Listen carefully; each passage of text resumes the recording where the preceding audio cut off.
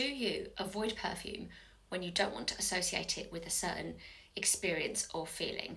Because last night, after having scolded myself with a cup of tea that I dropped, I got into bed and I said to Sam, I would wear perfume, but I don't want to associate it with the pain.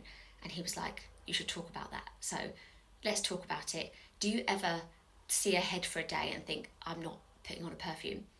Because I do that with, when I'm getting a headache, I feel a headache coming, I think I'm not wearing perfume today, because then that lovely perfume will become associated with the headache for me. Or obvious ones, like when you're actually feeling ill, and to wear perfume would make you feel worse, so you don't want to smell it anyway.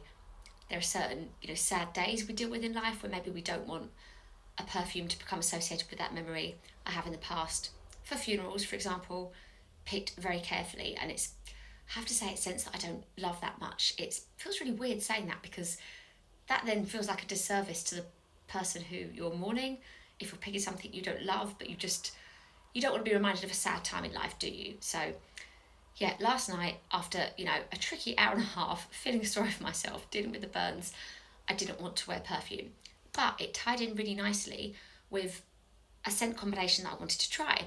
And this is me going clean in my scents, and this is JLo Glow, which doesn't have her lid, and that is because I've owned so many of these Glow perfumes in the past.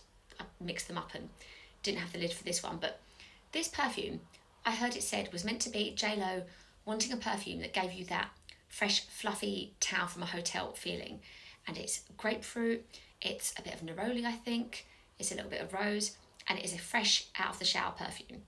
And my hair isn't still completely dry, I've been out and back, but yeah, I'm quite new to my day. It's early enough, so I thought I'd wear a clean smelling perfume, and I don't wear this enough, and it wasn't an instant love for me, but I really appreciate it. It's kind of iconic now, right? This came out in 2003. It doesn't remind me of then, because I was late to the party. This is 2008. I remember wearing this to work. So this is pretty, sparkling, clean for sure. Now I'm going to pair it, because we're layering now. This is what we're going to do every day, with Kayali's Musk 12. Now I've got quite a dent there. I don't remember making that dent. Again, not a typically me scent, but Cara from Kayali, she has influenced me with this. She loves this perfume. We wanted to make a comeback, and I thought it would layer really nicely with JLo's Glow for a really clean scent bubble.